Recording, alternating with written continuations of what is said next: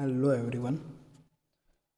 हम देख रहे हैं सब्जेक्ट डिस्क्रीट मैथमेटिक्स और उसके अंदर अभी जो हम डिस्कस कर रहे हैं प्रीवियस वीडियो से वो है यूनिट नंबर 1 और उसका जो टॉपिक है वो है फंक्शन।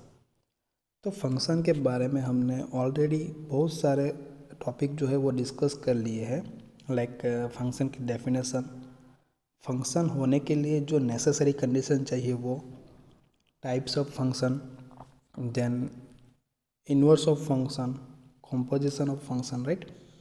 सो बहुत सारे टॉपिक हमने देखे हैं, उसके बेस पे एग्जाम्पल भी देखे हैं। तो आज हम इस वीडियो में क्या देखेंगे, तो इस वीडियो के अंदर हम वैसे ही बहुत सारे इंपॉर्टेंट जो फंक्शन है उसके बारे में देखेंगे वन बाय वन। तो बुक में भी यहाँ पे टाइटल है सी सम इम्पोर्टेंट फंक्शंस, राइट। तो उसमें जो पहला है वो है आइडेंटिटी फंक्शन सी। सो आइडेंटिटी फंक्शन नेम पे से पता चलता है, आइडेंटिटी मतलब सेम, इक्वल। तो उसमें क्या होगा, ये जो दो सेट है मान लो सी, ओके, उसके बीच में जो रिलेशन है वो यहाँ पे डिफाइन किया है फंक्शन ऐप। क्या है देखो, ये x1 एलिमेंट देखा, यहाँ पे x1 के साथ रिलेट है, यहाँ पे x2, तो यहाँ पे x2 के साथ रिलेट है। ओके, तो मैं मान लो कोई भी एक एग्जांपल ले लेता हूँ। यहाँ पे ऐसा 1 2 3, ये दोनों के बीच में जो फंक्शन है उसको डिफाइन किया है फंक्शन से f।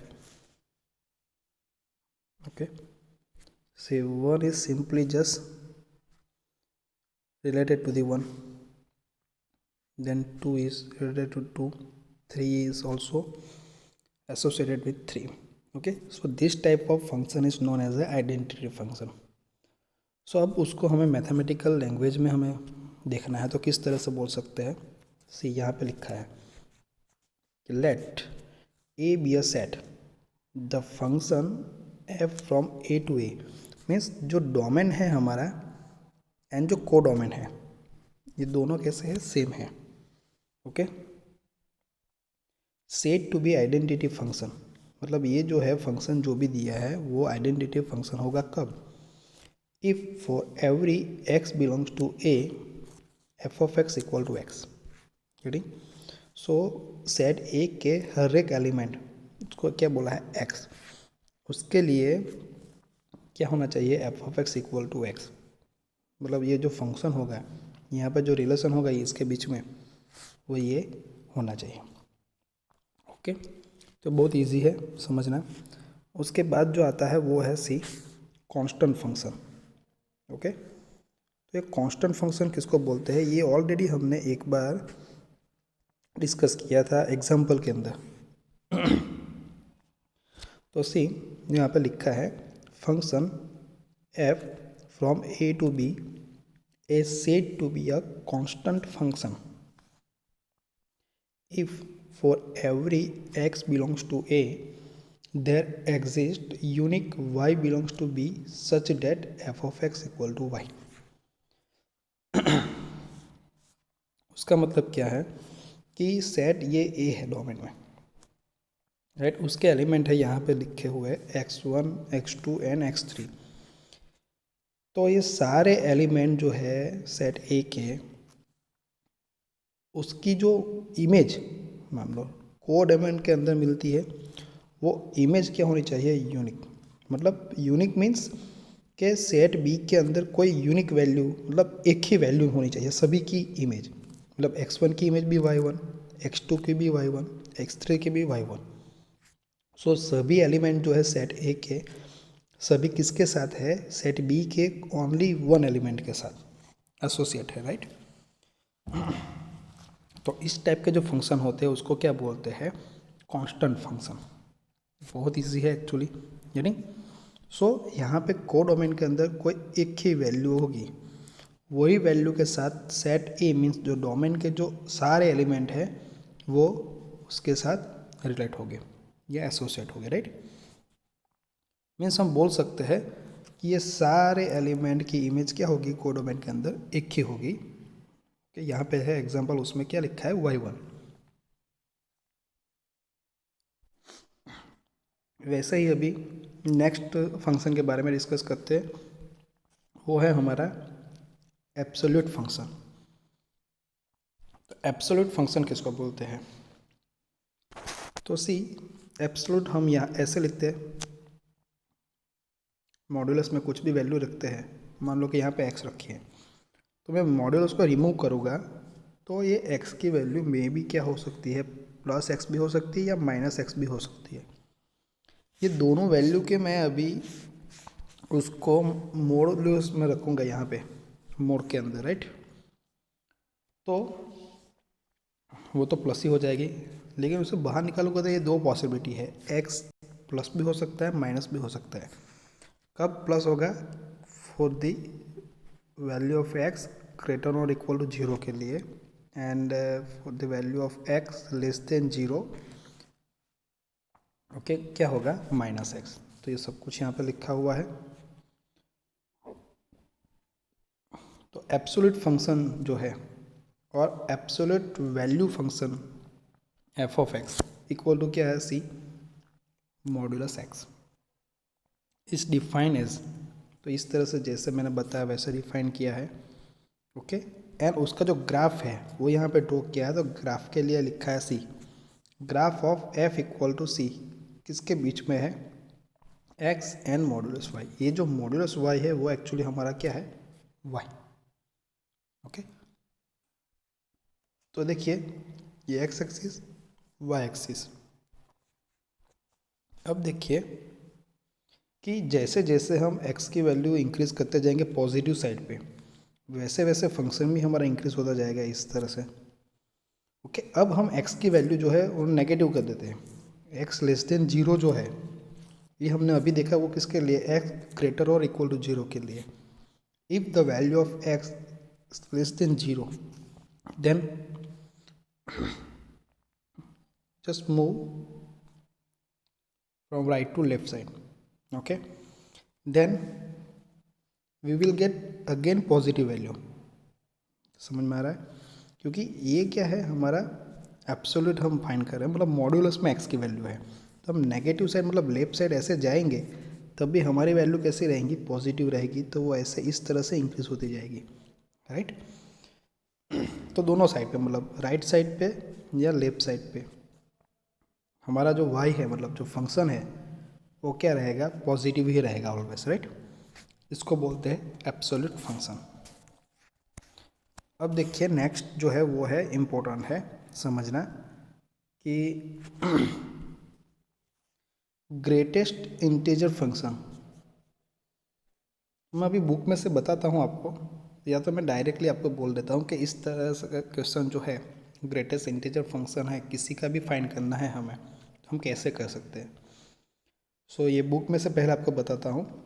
ग्रेटेस्ट इंटीजर फंक्शन से एफ ऑफ एक्स, उसको जो डिनोटेट किया जाता है उसको किस तरह से? ऐसे स्क्वायर ब्रैकेट के अंदर लिखा जाता है। इस तरह से ग्रेटेस्ट इंटीजर फंक्शन को डिनोटेट किया जाता है।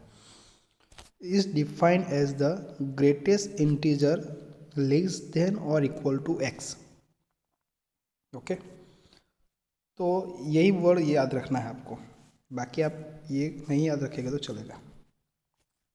तो सी यहीं पे एक एग्जांपल है, उसके बारे में देखते हैं पहले। ये जो 5 है उसकी ग्रेटेस्ट इंटीजर वैल्यू क्या आएगी? 5 ही आएगी, क्योंकि ये खुद इंटीजर ही है, राइट। लेकिन कोई पॉइंट में आ गया हमारा, मान लो कि नेक्स्ट क्या दिया है यहाँ पे, ये स्क्वायर ब्रैकेट में दिया, मतलब आपको ग्रेटेस्ट इंटीजर वैल्यू फाइंड करनी है। ग्रेटेस्ट इंटीजर फंक्शन दिया है, यहाँ पे क्या है 5,7, लेकिन 5.7 होगा, यहाँ पे एक कॉमा है लेकिन ये पॉइंट होगा, राइट। बुक में थोड़ी यहाँ पे मिस्टेक है, तो आप चेक करिएगा। तो ये 5.7 का जो है आंसर क्या आएगा? तो देखिए किस तरह से लाना है। तब हम ऐसे एक्सिस ड्रॉ करते हैं, तो मान लो कि यहाँ पे 0 है, 1 2 3, वैसे हम जाएंगे तो क्या आ जाएगा? 3 के बाद 4 5 6 होगा। और 5.7 जो है वो कहाँ पे आएगा? बीच में आएगा कहीं पे भी? 5 एंड 6 के बीच में है, ये 5 एंड 6 के बीच में आएगा हमारा, मान लो कि 5.7 यहाँ पे आ गया। तो हमें यहाँ पे क्या लिखा है, see defined as greatest integer less than और इक्वल टू एक्स। तो ये 5.7 है, उसके लेफ्ट साइड आप जाओ तो जो भी आएगा मतलब उसके लेस करना है ना, तो लेफ्ट साइड जाना है। तो पहला इंटीजर कौन आएगा यहाँ पे देखिए 5, तो उसका आंसर क्या आ जाएगा 5। ओके, सिमिलरली अभी एक बहुत सारे एग्जांपल यहाँ पे दिए हैं। तो हमें जो है ना वो कहाँ पे ज़्यादा याद रखना, जब माइनस होता है। तो देखो यहाँ पे 5 आया आंसर। अभी देखिए -3.9 है यहाँ पे, सी ग्रेटेस्ट इंटीजर -3.9 है, उनका फाइंड करना है। तो क्या आएगा, तो ये माइनस आता है ना, तब थोड़ी केयर रखनी है हमें। तो सी क्योंकि लेफ्ट साइड जाना है ना, यहाँ पे मान लो कि हमारा 0 है, यहाँ पे -1 -2 -3 -4। तो सी कि हमारा जो है अभी -3.9 कहाँ पे आएगा, कौन सी दो वैल्यू के बीच में वो लाइज करेगा। तो देखिए हमें इस तरह से जाना पड़ेगा। अभी नेगेटिव में नंबर है तो -3 और -4 के बीच में नंबर आएगा। मान लो कि यहाँ पे है -3.9। तो हमें क्या करना है, लेस देन और इक्वल टू एक्स मीन्स इसका लेस करना है। मतलब लेस देन आप जाओगे, लेफ्ट साइड जाओगे ऐसे, तो पहला इंटीजर कौन आएगा, सी -4 आया। तो यहाँ पे इसका आंसर क्या आएगा -4। सिमिलरली ये -2.2 है, तो -2.2, तो -2 और -3 के बीच में आएगा पॉइंट। तो लेफ्ट साइड जाओगे तो पहला कौन आएगा -3, तो यहाँ पे आंसर आएगा -3। ठीक। अब सिमिलरली आप बात करें, यहाँ पे और एग्जांपल दिया है 6.1। ओके 6.1, तो उसका आंसर क्या आएगा, तो ये जो नंबर है वो 6 एंड 7 के बीच में आएगा। 6.1 मान लो यहाँ पे, तो अब लेफ्ट साइड जाना है, पहला इंटीजर कौन दिखाई देगा यहाँ पे 6, तो यहाँ पे आंसर क्या आएगा 6। तो ये हो गया हमारा ग्रेटेस्ट इंटीजर की बात, राइट। बहुत इजी है। अब जो है next floor and ceiling function, बस सेम ही है। ये जो हमारा ये जो ग्रेटेस्ट इंटीजर देखा ना, उसको दो पार्ट में डिवाइड कर दिया है। सो ग्रेटेस्ट इंटीजर को हम कैसे डिनोटेट करते हैं, ऐसे स्क्वायर ब्रैकेट में। वैसे ही जो फ्लोर है, फ्लोर नीचे आता है, ग्राउंड को हम फ्लोर बोलते हैं, राइट। नीचे की साइड आता है, तो हम क्या करेंगे, ऊपर की साइड सीधा रखेंगे, इस तरह से सिंबल करेंगे। ये किसका हो जाएगा, फ्लोर फंक्शन का। और सीलिंग मतलब ऊपर रहती है, तो देखो ऊपर से हम स्क्वायर करेंगे, तो ये किसका हो गया, सिंबल जो है हमारा वो सीलिंग फंक्शन का। तो ये हमारा ग्रेटेस्ट इंटीजर का, ये जो है नीचे से ऐसे मतलब देखिए ये स्क्वायर बनाया है, नीचे से स्क्वायर मतलब क्या हो जाएगा वो फ्लोर, और ऊपर से स्क्वायर होगा तो वो क्या हो जाएगा सीलिंग फंक्शन। यानी इस तरह से हम फ्लोर एंड सीलिंग फंक्शन को हम डिनोटेट करते हैं। ओके चलिए, तो अब जो है हम फ्लोर एंड सीलिंग फंक्शन कैसे डिनोटेट करते हैं वो तो हमने देख लिया। अब मैंने जैसे बोला कि ये ग्रेटेस्ट इंटीजर जो देखा ना, ये बस उसके ही दो पार्ट है। तो कैसे, तो हम वो देखते हैं। See the floor function is defined as the greatest integer less than और इक्वल टू एक्स है। ओके तो ग्रेटेस्ट इंटीजर ही लेना है, लेकिन लेस देन और इक्वल टू एक्स मतलब लेफ्ट साइड जाना है, याद रखना। And the ceiling function is defined as the least integer greatest than और इक्वल टू एक्स। तो यहाँ पे डिफरेंस क्या है, देखिए फ्लोर में ग्रेटेस्ट इंटीजर लेना है, और जो सीलिंग होती है उसमें क्या लेना है, लिस्ट इंटीजर।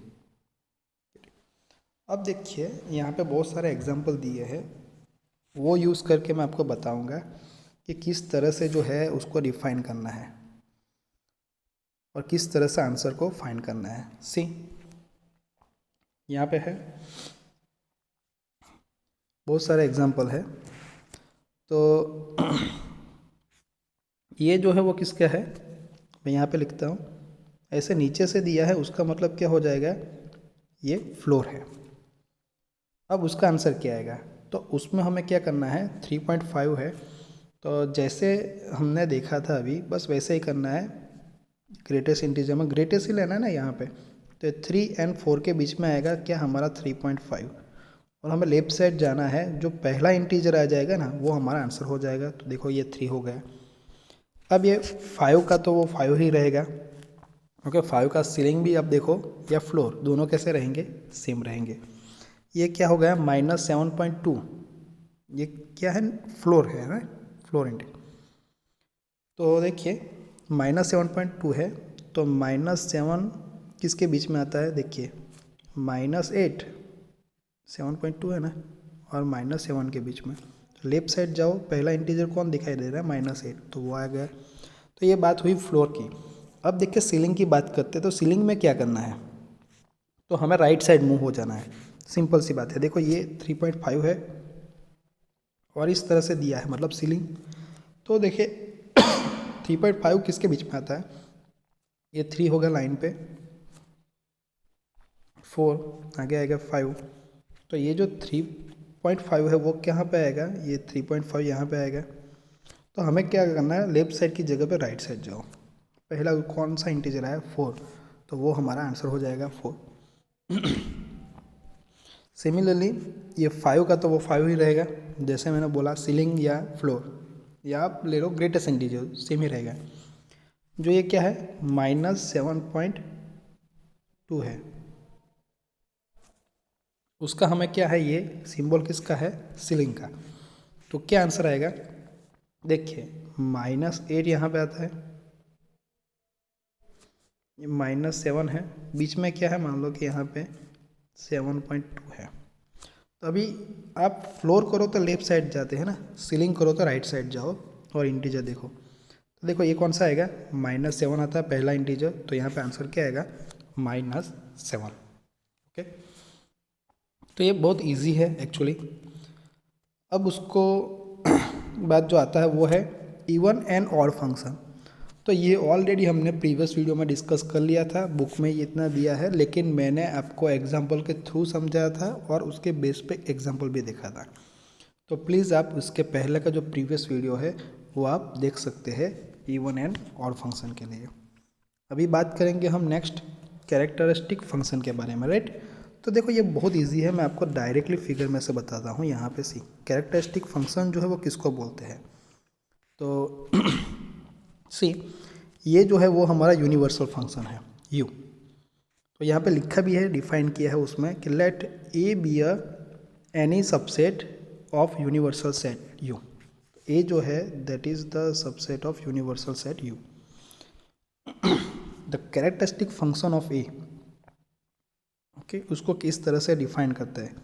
कैरेक्टरिस्टिक फंक्शन का यहाँ पे ये सिंबल दिया है काई ऑफ एक्स, ये जो सिंबल है उसको काई बोलते। अब उसकी जगह पे सिंपल आप एफ ऑफ एक्स लिखना चाहते हो तो आप लिख सकते हो, ओके। फंक्शन, तो कैरेक्टरिस्टिक फंक्शन को ये डिफाइन किया है कैसे, 1 और 0, तो उनकी जो वैल्यू है वो ऑलवेज कैसे आएगी, 0 और 1 ही आएगी। अब 1 कब आएगी एंड 0 कब आएगी, see x not belongs to A तो 0, and value of characteristic function is equal to 1 if x belongs to A. मतलब क्या हुआ, सी यहाँ पे एग्जांपल है, ये है हमारा यूनिवर्सल सेट यू, ओके। और यहाँ पे ये लिखा हुआ है सेट, इसमें बहुत सारे एलिमेंट आते हैं लेकिन यहाँ पे डिफाइन किया है 1 to 7, तो ये सारे 1 to 7 यहाँ पे लिखे हैं यूनिवर्सल सेट के एलिमेंट को। अब देखिए दूसरा एक सेट है यहाँ पे सी बी, तो उनकी वैल्यू क्या होती है, 0 और 1 ही होती है हमारे, ओके, कैरेक्टरिस्टिक फंक्शन की। तो ये जो डिफाइन किया है दो सेट के बीच में फंक्शन, वो कैसा है, हमारा कैरेक्टरिस्टिक फंक्शन है मान लो, तो उसकी वैल्यू 0 और 1 आएगी, तो वो यहाँ पे लिखी है। अब देखिए होता क्या है, यहाँ पे लिखा है सी कि x does not belongs to A हो तो क्या आता है 0, तो सी ये जो 1 है पहला एलिमेंट यू का, वो हमें सेट ए के अंदर देखना है, 1 है नहीं है तो वो 0 के साथ होगा। बाद में क्या है 2, तो 2 है यहाँ पे है, तो 2 जो है तो ये कंडीशन सेटिस्फाइड होगी। ओके, एक्स बिलोंग्स टू ए है, मतलब यूनिवर्सल के एलिमेंट अभी इसमें भी है, सेट ए में भी है, तो वो उसका आंसर क्या हो जाएगा 1। नेक्स्ट क्या है 3, तो वो सेट ए के अंदर है नहीं है तो वो 0 के साथ रिलेट करेगा। नेक्स्ट क्या है 4, तो वो भी ए के अंदर नहीं है तो वो भी 0 पे जाएगा। 5 एंड 7 दोनों ए सेट के अंदर है, मतलब बोल सकता है एक्स बिलोंग्स टू ए है, तो मीन्स हमारा जो कैरेक्टरिस्टिक फंक्शन क्या हो जाएगा 1, तो ये दोनों 1 के साथ रिलेट हो जाएगा 5 एंड 7। ओके, तो बहुत इजी ये है, ये एग्जांपल भी दिया है तो आप इजीली समझ सकते हो। नेक्स्ट जो है वो है रिमाइंडर फंक्शन। अब ये क्या है, अब देखिए यहाँ पे जो दो वैल्यू होती है x मोड y, ये चीज़ होती है, और उसको और तरीके से इस तरह से लिखा जाता है r ऑफ x और यहाँ पे y, ry of x। Okay, तो ये रिमाइंडर फंक्शन कब होता है, जब x जो है that is divided by y होता है तब। Okay, so x divide by y होता है तो जो भी रिमाइंडर बचता है ना वही उसका आंसर हो जाता है एक्चुअल में, राइट। तो सी यहाँ पे क्या है लिखा भी है, let x be a non negative integer and y be a positive integer, right. So यहाँ पे देखो एक एग्जांपल है, देखो 8 mod 2, उसका मतलब क्या होता है 8 mod 2, मुझे लिखना है उनको ही, तो किस तरह से लिखूँगा, सी आर ये हमारा x है और ये 2 है, तो मैं R2 ऑफ x लिखूँगा मतलब 8। ओके, यहाँ पे लिखा है देखो, और उसका आंसर क्या आएगा 0। अब 8 को मतलब x को यहाँ पे क्या है 8, y से डिवाइड करोगे तो y क्या है हमारा 2 है, तो रिमाइंडर कितना बचता है यहाँ पे 0, तो ये 0 आ गया। सिमिलरली से 15 मोर 4 है इक्वल टू 3 लिखा है आंसर, राइट, तो यही आता है 15 मोर 4, उसको मुझे लिखना है तो किस तरह से लिखूँगा R4 ऑफ 15, उसका मतलब क्या हुआ x बाई वाई करना है, तो x यहाँ पे कितना है हमारा 15 है, तो 15 बाई क्या करना है 4, तो हमारा रिमाइंडर क्या बचेगा 4 3 12 होता है, तो बाद 3 बाकी रहा, तो आंसर क्या आएगा 3। तो ये हो गया सिंपल रिमाइंडर फंक्शन के बारे में, ठीक। तो ये और भी बहुत सारे एग्जांपल है आप देख सकते हो, बहुत इजी है। जो लास्ट है वो है सिग्नम फंक्शन। ओके, तो सिग्नम फंक्शन मीन्स उसको इस तरह से भी डिनोटेट किया जाता है सिग्नम के SGN, इसका मतलब क्या होता है सिग्नम फंक्शन किसका on R is define as, तो ये डिफाइन किया है लेकिन मैं आपको और एक बताता हूँ, से ये पेज ले लिए, यहाँ से आपको एग्जैक्ट आइडिया आएगी सिग्नम फंक्शन के बारे में। तो ये क्या है, ये हमारा y axis x axis. Okay, यहाँ पे जो वैल्यू है वो क्या है 1 है, सी मैं यहाँ पे 1 लिखता हूँ, और यहाँ पे जो है वो क्या है -1। तो सिग्नम फंक्शन जो है उसको डिफाइन किया है सी इस तरह से, f of x equal to क्या है मोड x ऑफ x, उसकी जगह पे आप ये भी लिखो ना x ऑफ मोड x, तो भी क्या है सेम ही चीज़ है, राइट।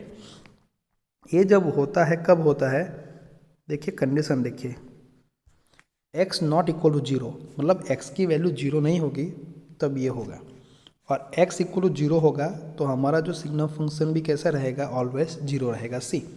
तो ये x इक्वल टू 0 पॉइंट है, तो उसके ऊपर देखिए ये दोनों की वैल्यू क्या रहेगी 0 रहेगी, मतलब तो ये फंक्शन जो है f of x signum function उसकी वैल्यू क्या रहेगी 0 रहेगी, राइट, 0 पे। अब 0 के अलावा, अब 0 पे तो 0 है लेकिन 0 के बाद बात करते हैं, देखिए ये 0 पे मैंने रेड कलर किया है, तो ये जो पहली कंडीशन वो क्या है मॉड्यूलस x ऑफ x, उसका मतलब क्या हुआ कि उसकी वैल्यू 2 हो सकती है, -1 एंड +1। ओके, तो वो भी यहाँ पे लिखा है सी।